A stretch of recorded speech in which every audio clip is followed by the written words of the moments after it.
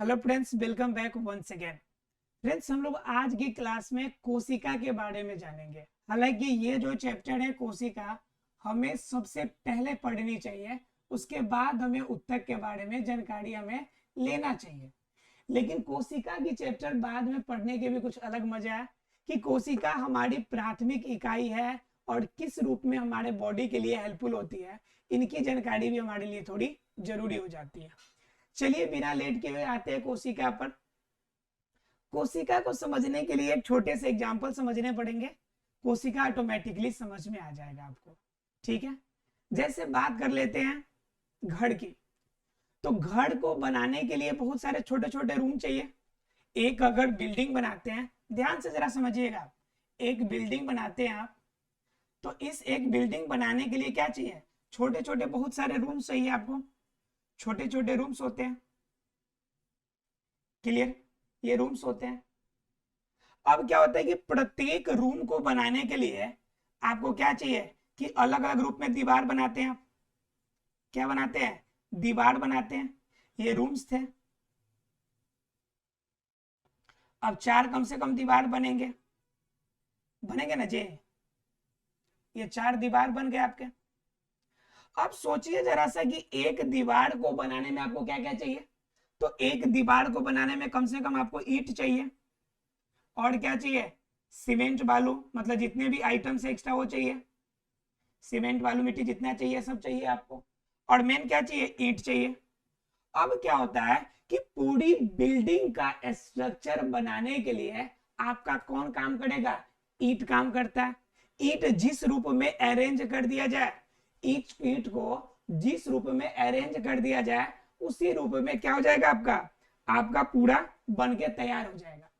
जिस रूप में ईंट को आप क्या कीजिएगा? अरेंज कीजिएगा, सजाइएगा, वैसा ही आपका दीवार बनेगा। जैसे एग्जांपल देखिए, मान लीजिए कि ईंट का अरेंजमेंट हम ऐसा कर देते हैं,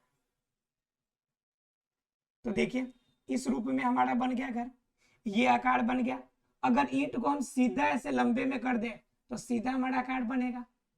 मतलब क्या? इस ईंट के कारण ही हमारे घर का, हमारे रूम का, हमारे दीवार का, सभी की आकार फिक्स होती है।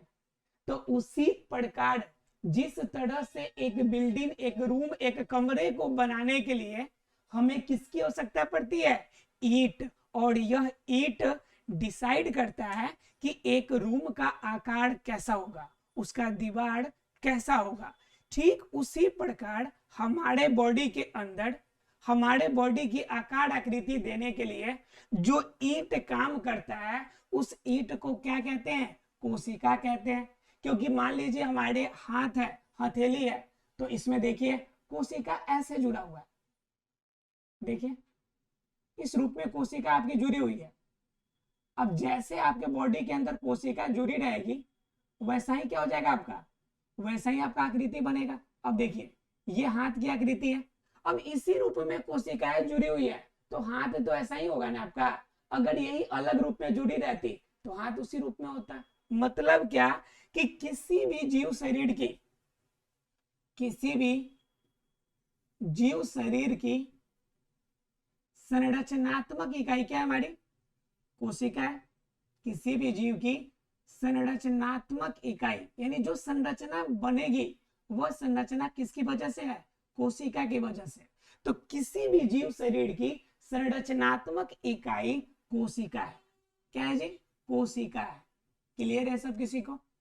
यानी किसी भी जीव शरीर की सबसे जो छोटी इकाई होगी, जो सबसे ज्यादा संरचना बनाने वाली इकाई होगी, वह क्या होगी? कोशिका होगी। क्लियर है? अब जान लीजिए कि हम तो ये जान लिए कि कोशिका सबसे संरचनात्मक इकाई है जिनसे हमारे बॉडी का स्ट्रक्चर बना है। लेकिन एक और एग्जांपल थोड़ा समझने की कोशिश कीजिए। मान लीजिए हम बात कर लेते हैं साइकिल की। किसकी बात कर लेते हैं? साइकिल की। अब इस साइकिल को अंदर जरा ध्यान दीजिएगा कि इसके अंदर पहिया लगा रहता है। साइकिल में पहिया रहेगा, साइकिल में हैंडल लगा रहता है संभालने के लिए, बैठने के लिए सीट्स लगे होते हैं, सीट्स होते हैं। अगर ये सभी चीजों को एक साथ हम जब जोड़ते हैं तो हमारा साइकिल बनता है। अब बताइए, क्या सिर्फ पहिया को लेके चले तो साइकिल चल सकता है क्या? नहीं चलेगा। क्या सिर्फ हम पैडल को रखे चलाने वाला, तो सिर्फ पैडल से चलेगा क्या साइकिल? नहीं चलेगा। सिर्फ हैंडल से चलेगा? नहीं चलेगा। सिर्फ सीट से? बिल्कुल भी नहीं। मतलब क्या कि यह क्या हो गई कि ये सभी क्या हो गई कि इनको चलाने की आपकी इकाई हो गई। मतलब क्या कि कोई भी काम अगर साइकिल रन करेगा तो उनके लिए सभी इकाई काम करेंगे। तो उसी प्रकार जैसे एक साइकिल को चलाने के लिए उनकी छोटी छोटी इकाई काम करती है, ठीक उसी प्रकार हमारे शरीर के अंदर छोटा या बड़ा जितनी भी एक्टिविटी, जितने भी क्रियाकलाप होते हैं, उन सभी क्रियाकलापों में जिसकी आवश्यकता पड़ती है वो कौन है? कोशिका है। वो क्या है? कोशिका है। मतलब क्या कि किसी भी शरीर की संरचनात्मक इकाई तो है, लेकिन सभी क्रिया करने में भी मदद करती है। जैसे एक सिंगल अंगुली है, एक सिंगल अंगुली है, यह अंगुली काम करेगा, लेकिन कब काम करेगा? जब इसके अंदर सभी कोशिकाएं काम करेगी। 1 मिनट के लिए जरा सोच के देखिए कि ये सभी कोशिकाएं अगर इस अंगुली का काम करना बंद कर दे, सभी कोशिकाएं हड़ताल पर चले जाए, भूख हड़ताल पर बैठ जाए और कहे भाई हम आपके लिए काम नहीं करेंगे, आपके बॉडी में हम काम नहीं करने वाले, अब आज से सारा काम धाम बंद, तो उस कंडीशन में बताइए ये हाथ उंगली काम करेगा क्या? बिल्कुल भी नहीं करेगा। और इसी हड़ताल के कंडीशन के कारण जब पैरालिसिस मारता है तो इंसान का एक शरीर का हिस्सा काम करना बंद कर देता है, क्योंकि उसमें जो तंत्रिका कोशिका होती है, सूचना को ले जाने ले आने वाला, वह काम करना बंद कर देती है, तो वह शरीर का वह हिस्सा काम करना बंद कर देता है। तो समझिए वो चीजें आपके बॉडी के सभी पार्ट्स में है और सभी भागों में कोशिकाएं हैं। जिस भाग में वो काम करना बंद करेगी वह भाग आपके कार्य का नहीं होगा। मतलब क्या कि किसी भी जीव शरीर की जैसे संरचनात्मक इकाई थी, वैसे ही किसी भी जीव की क्रियात्मक इकाई भी क्या है? हमारी कोशिका है। क्रियात्मक इकाई भी हमारी क्या है? कोशिका ही है। तो क्लियर हो गई कि हमारे शरीर की संरचनात्मक और क्रियात्मक इकाई जो है क्या है?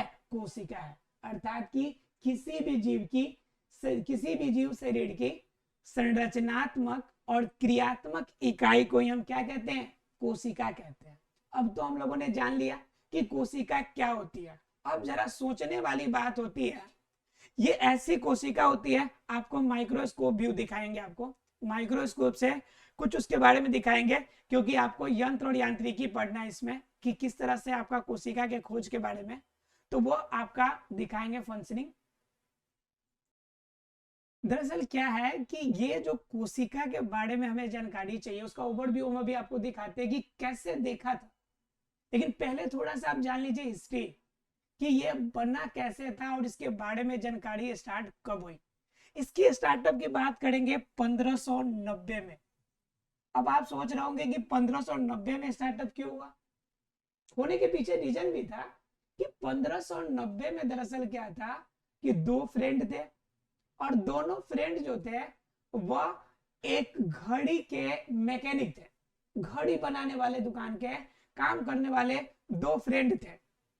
दोनों का नाम जॉनसन था, एक का नाम था जे जॉनसन और एक का नाम था एच जॉनसन। अब ये जो दोनों फ्रेंड थे ये दोनों घड़ी बनाते थे। अब घड़ी बनाने के दौरान जब बारीक उनके मशीन होते हैं, उनको देखने के लिए देखिएगा एक आंख में वो लोग लेंस इस्तेमाल करते हैं ताकि उनके बारीक पार्ट को बेहतर तरीके से ऑब्जर्व कर सके। अब उसके ऑब्जर्वेशन के आधार पर इन्होंने देखा कि उसका ऑब्जर्वेशन कर सकते हैं, तो उस आधार पे इन्होंने माइक्रोस्कोप के बारे में थोड़ा सा विकास करना शुरू किया और सोचा कि कोई ऐसा भी तरीका हो सकता है क्या कि हम थोड़ा सा और डेवलप करके किसी छोटे से छोटे चीज को भी थोड़ा सा बड़े रूप में, आवर्धित रूप में देख सकते हैं। तो 1590 में पहली माइक्रोस्कोप की बनाने की पहल की गई और इसके साथ ही जब माइक्रोस्कोप बनने की बात हुई तो उसी के साथ ही कोशिका के बारे में विचार और लोगों की समझ शुरू हो गई। घटना 1590 की है, कोशिका के बारे में जानकारी शुरू हो गई, लेकिन ये बात इतनी जल्दी लोगों तक पहुंची नहीं, लोगों ने इतना जल्दी उसे समझ नहीं पाया कि कोशिका के बारे में क्या होती है। ये घटना तो तब जाके सामने आई लोगों के बीच में जब 1665 में, 1665 ईस्वी में, देखिए 1590 की घटना थी और 1665 में रॉबर्ट हुक ने यह घटना क्लियर किया। रॉबर्ट हुक ने देखा, और रॉबर्ट हुक वास्तव में कहिएगा कि ये बायोलॉजी के कोई बहुत बड़े वैज्ञानिक थे, तो ऐसा बिल्कुल भी नहीं था। यह भौतिक वैज्ञानिक थे, फिजिक्स के।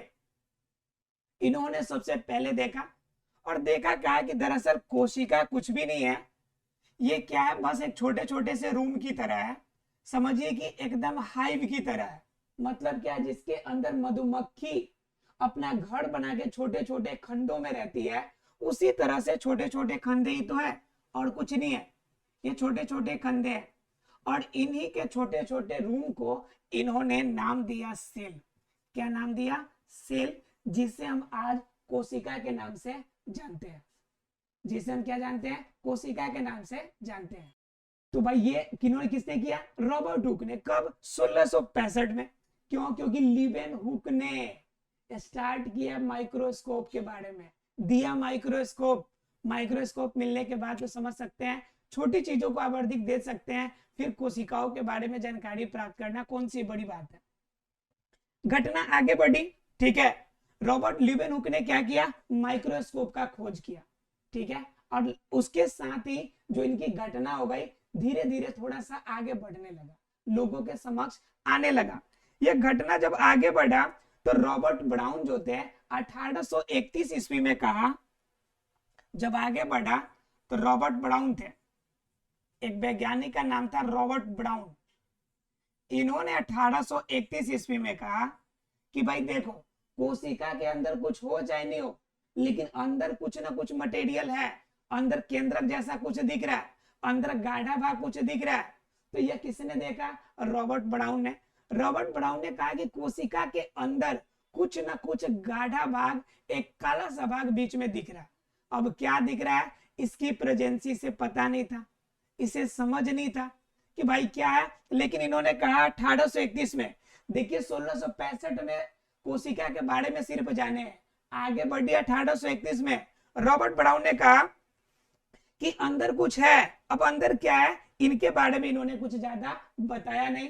उसके बाद आगे बढ़ गई और आगे बढ़ने के बाद घटना को थोड़ा सा आगे बढ़ने का मौका मिला 1839 में, ठीक है। 38-39 में, 39 में क्या था कि पुडकिंजे ने देखा, पुडकिंजे ने कहा कि अंदर क्या भाई, कोशिका का एक आपका द्रव्य है, अंदर छोटे छोटे मटेरियल है, जो कोशिका के अंदर भी कुछ मटेरियल है जो आपका संगठित रूप में दिखाई पड़ रहा है। और कहा कि भाई ये हो ना हो कोशिका द्रव्य ही हो ना हो क्या हो, कोशिका द्रव्य हो। जब इन्होंने कहा कि कोशिका द्रव्य हो सकता है, पुडकिंजे ने अपनी बात कही, तो दो फ्रेंड और मिल गए। एक का नाम था स्लाइडेन और दूसरा का नाम स्वान, ठीक है। चलिए हम इसको दिखाते हैं आपको, एक बार ओवरव्यू देखिए, फिर इसमें जानते हैं हम लोग। देखिए फ्रेंड्स, ये है आपका माइक्रोस्कोप और इसी के अंदर हमें देखना है, इसी के अंदर इस माइक्रोस्कोपिक व्यू से आप देखेंगे और समझेंगे कि कैसे देखना है। ये आपका लेंस है, यहाँ से आपको देखना है, स्लाइड यहाँ पे लगाना है, दिख रहा है आपको? ये देखिए यहाँ पे स्लाइड आपको लगाने हैं और यहाँ से आपको देखना है। एडजस्टमेंट आपको करके हम कैमरा में अभी नहीं दिखा सकते आपको कि वास्तव में दिखता कैसे है सेल। सेल के लिए इसमें सेल तो कंफर्म है कि दिख रहा है आपको, सेल यहाँ पे स्लाइड लगाने पे सेल दिख रहा है proper, there is no doubt, इसमें किसी बात की डाउट नहीं है। लेकिन बात यह है कि आप उस पॉइंट ऑफ व्यू को मैं कैमरे के साथ कैसे एडजस्ट करूं, ये एडजस्ट नहीं हो पा रहा है। लेकिन माइक्रोस्कोपिक व्यू आप देखें कि माइक्रोस्कोप में कैसे दिखेगा सिस्टम, आपको दिख रहा है, आपको ये देखने का होल दिख रहा होगा आपको, बीच में देखिए ये छोटा सा होल दिख रहा है पार्ट, इसी होल वाले पार्ट से दिखेगा। और देखिए यहाँ पे नीचे आपका ये है आपका हिस्सा जहां पे आप स्लाइड लगाएंगे, जहां से आप देख पाएंगे कि वास्तव में सेल कैसा होता है। और यही चीजें खोज जो की गई थी, यही माइक्रोस्कोप के बारे में 50-90 में स्टार्टअप किया था, लेकिन आगे चल के हुआ नहीं। तो लेवेनहुक ने इसका खोज किया, इसके बारे में दिखाया कि कैसे होता है, ठीक है। हम आपको कोशिश करेंगे कि किस तरह से हम इसके कैमरे को एडजस्ट करके हम इनके अंदर माइक्रोस्कोप का पॉइंट ऑफ व्यू से कैसा सेल दिखता है आपको, सेल के स्ट्रक्चर हम आपको दिखाए, लेकिन फिलहाल अभी हम नहीं दिखा सकते आपको, ठीक है। लेकिन आप समझिए कि इससे देखा जा सकता है प्रॉपर तरीके से, और प्रॉपर तरीके से देखकर हम ये पता लगा सकते हैं कि सेल का स्ट्रक्चर वास्तव में हमें कैसा दिखता है। तो ये रॉबर्ट ब्राउन ने 1839 में किया, 1839 में अपनी बात रखी इन्होंने, और 1839 में ये क्लियर कर दिया कि अंदर कुछ मटेरियल होगी। आगे बात कर रहे थे हम लोग इसके दो फ्रेंड की, और दो फ्रेंड का नाम था स्लाइडेन। एक का फ्रेंड का नाम था स्लाइडेन और दूसरे का नाम था स्वान। लेकिन दोनों अलग अलग वैज्ञानिक थे, मतलब एक जैसा एक क्षेत्र के वैज्ञानिक नहीं थे।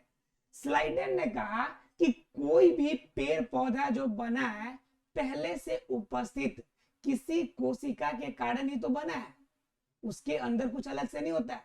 क्या होता है, क्या हुआ अब कि ये आपका स्लाइडेन और स्वान दो अलग अलग फ्रेंड थे। इन दोनों फ्रेंड ने अपना अपना विचार दिया। स्लाइडेन जो था वनस्पति विज्ञान का, अर्थात कि बोटेनी का क्या था, बोटनी का एक वैज्ञानिक था जो पेड़ पौधों के बारे में अध्ययन करता था।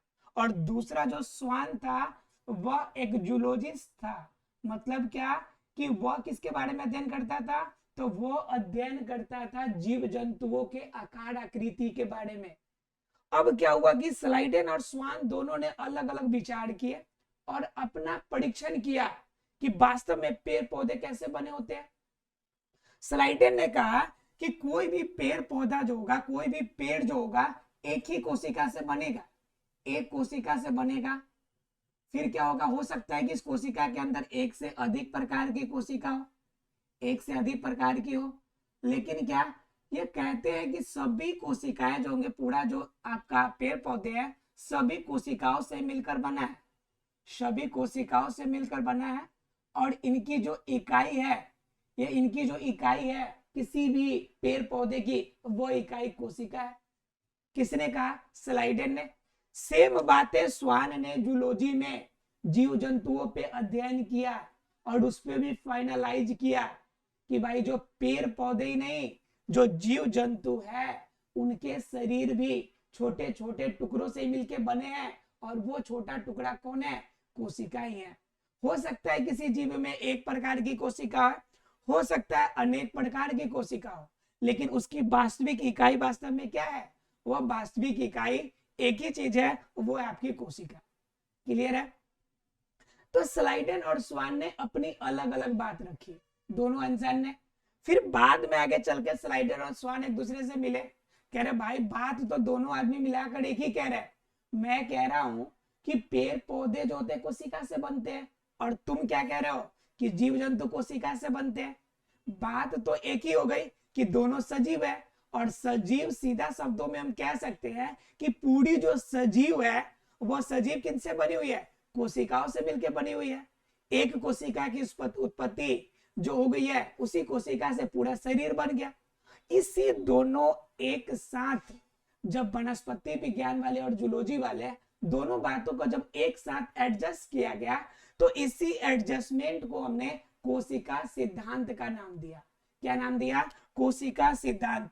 एग्जाम में क्वेश्चन पूछ देता है कि कोशिका सिद्धांत कब लाया गया था, तो कोशिका सिद्धांत 1839 में प्रतिपादित की गई थी स्लाइडेन और स्वान दोनों के द्वारा मिलकर। अब स्लाइडेन और स्वान ने ये चीजें तो ला दी, लेकिन इसके आगे और कुछ नहीं बता पाया कि कोशिका कैसे है, क्या आया, कहां से आया। ये बातें आगे चल के विर्चो ने बताई। एक वैज्ञानिक थे जिनका नाम था विर्चो। विर्चो ने 1855 में क्लियर किया, 1855 में कहा कि भाई देखो कि पहले से जो उपस्थित कोशिका है, पहले से जो उपस्थित कोशिका है, उन कोशिका से ही आपका क्या होगी, नई कोशिका बनेगी। पहले से उपस्थित कोशिका से ही नई कोशिका बनती है। ये 1855 में विर्चो ने कहा। किसने कहा, विर्चो ने कहा।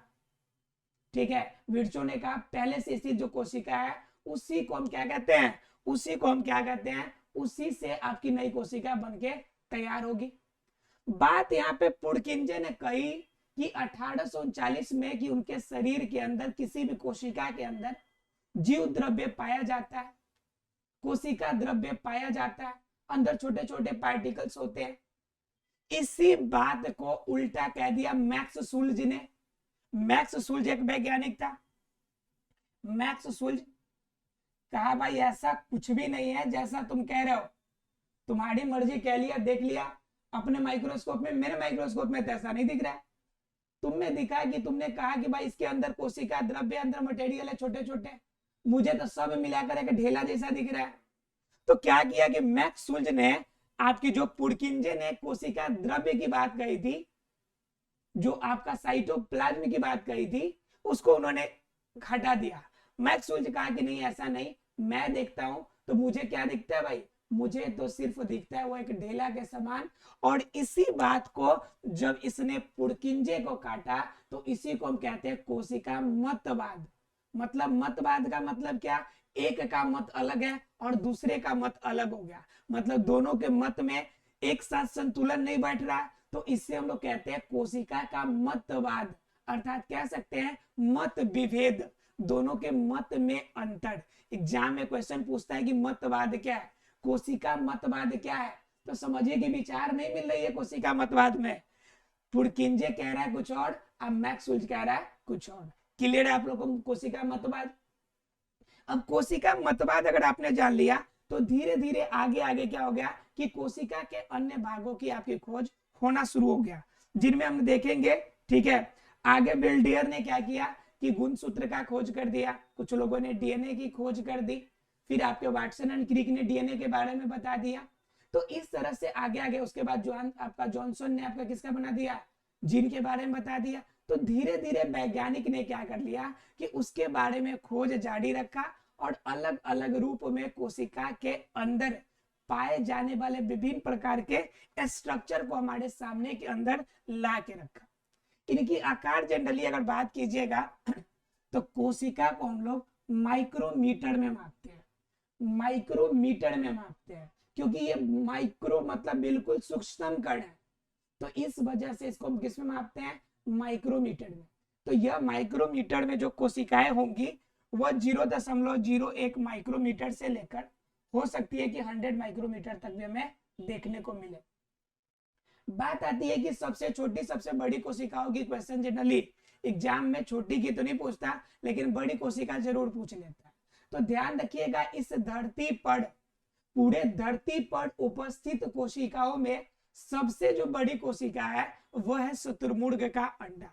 शुतुरमुर्ग की अंडे की जो कोशिका है वह सबसे बड़ी कोशिका मानी जाती है। मतलब सीधा समझिए ना कि पूरी एक अंडा जो है सिर्फ एक कोशिका का है, बस पूरी एक अंडा सिर्फ एक कोशिका का बना हुआ है। तो यह शुतुरमुर्ग का अंडा जो होता है इस धरती पर सबसे बड़ी कोशिका के रूप में जानी जाती है। लेकिन एग्जाम में कभी कभी क्वेश्चन फंसाने के लिए पूछ देता है कि बताओ कि हमारे बॉडी के अंदर सबसे बड़ी कोशिका कौन। तो ध्यान रखिएगा कि जब आपके बॉडी की बात पूछे तो आंसर बदल जाएगा, आपके बॉडी का हो जाएगा न्यूरॉन, अर्थात की तंत्रिका कोशिका। क्लियर है कि आपके बॉडी में सबसे बड़ी कोशिका जो है तंत्रिका कोशिका है, जिससे हम लोग क्या कहते हैं, न्यूरॉन कहते हैं। लेकिन अगर पूरे धरती का बात कीजिएगा तो शुतुरमुर्ग का अंडा जो होता है उसकी सबसे बड़ी कोशिका होती है। आशा है फ्रेंड्स क्लियर हो गया होगा, सबको समझ में आ गया होगा कि हम लोग कोशिका के बारे में क्या जानते हैं। ठीक है, अब क्या करना है कि अगले क्लास में हम लोग जानेंगे कोशिका के टाइप्स के बारे में, प्रोकैरियोटिक क्या होता है, यूकैरियोटिक क्या होता है, उनके अंदर किस किस तरह के स्ट्रक्चर्स होते हैं। फिर उसके बाद हम लोग जानेंगे कोशिका अंगक के बारे में, जैसे प्रोकैरियोटिक पहले जानेंगे पूरा, फिर जानेंगे यूकैरियोटिक के सभी स्ट्रक्चर्स के बारे में। जनरली दोनों में एक चीज डिफरेंस होती है जिसे जानने वाली बात है कि प्रोकैरियोटिक जो होती है उनके अंदर बॉडीली स्ट्रक्चर थोड़ा कम होता है। मतलब क्या, जैसे कोशिका झिल्ली नहीं मिलेगी, कोशिका अंगक हमें देखने को कम मिलेगा, ऐसे कुछ स्ट्रक्चर्स होते हैं जो कम देखने को मिलते हैं। ठीक है, मिलते हैं अगले क्लास में, तब तक के लिए thank you very much friends.